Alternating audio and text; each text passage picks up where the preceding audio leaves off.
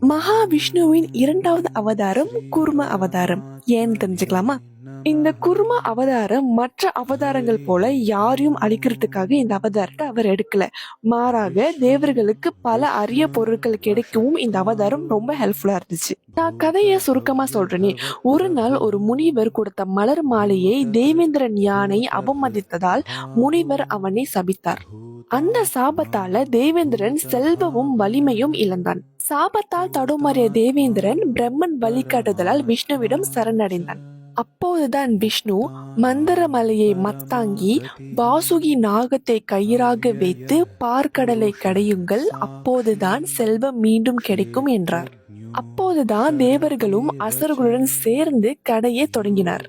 ஆனா மலை கடலில் மூழ்க ஆரம்பிக்கும் போது விஷ்ணு பெரிய ஆமையாக, அதுதான் கூர்மன் என்று சொல்லுவாங்க, மாறி தனது முதுகில் தாங்கினார். நம்ம நினைக்கிற மாதிரி மகாவிஷ்ணு குட்டி தோர்த்தோய்ஸா வந்து அவதாரத்தை எடுக்கல. ஒரு மலையே தாங்குற அளவுக்கு அவரோட குருமன் அவதாரம் அவ்வளோ பெரிய அவதாரம். தேவர்களும் அசுரர்களுடன் சேர்ந்து கடையை தொடங்கினாரு அப்படின்னு நான் சொன்னல. அந்த கடையில வெளிவந்த முதலில் ஹலாஹலா விஷம், அதுதான் சிவபெருமான் குடித்து நீலகண்டன ஆனாரு. இதுவுமே தாண்டி பல அரிய பொருட்கள், அதாவது காமதேனு பசு, கல்ப பரீட்ச மரம்னு 11 அரிய பொருட்கள் அப்பதான் வெளிவந்தது.